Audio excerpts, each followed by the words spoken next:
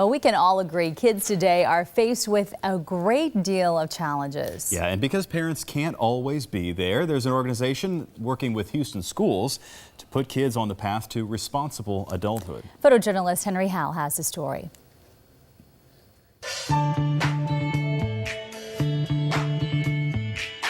It's not easy being a kid these days. Between academics, extracurricular activities, and a social life, today's teens have a pretty busy schedule.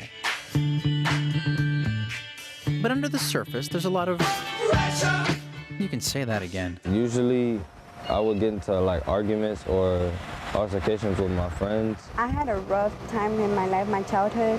My parents separated when I was around 8 or 9. And if that's not enough, some kids still have to deal with things like abuse and bullying. Luckily, there are organizations like Child Builders out there, ready and willing to help teach our kids. Teachers and parents can't be with their children all the time.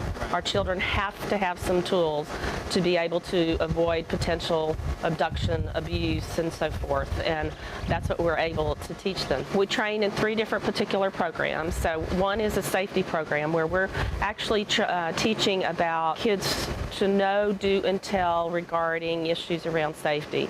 That could be bullying, it could be internet issues, it could be abuse. They also teach the kids how to speak up and say no when they feel threatened or uncomfortable. Or don't do that, and really give them some power, because we typically teach children to know that all adults are authority figures and that they're supposed to mind them, and that's not really the case. As the kids move on to middle school, they learn all about relationships, the good, the bad, and yes, even the warning signs they might be in an abusive relationship. We teach them about danger signs of somebody that might be overly controlling or wanting to, dictate what they do with their time. And we teach them, who is it that you want to partner with and potentially marry. Students are also encouraged to have healthier relationships with their parents. Changing the relationship with my parent has been huge. I've seen students get out of violent and abusive dating relationships because of going in the program.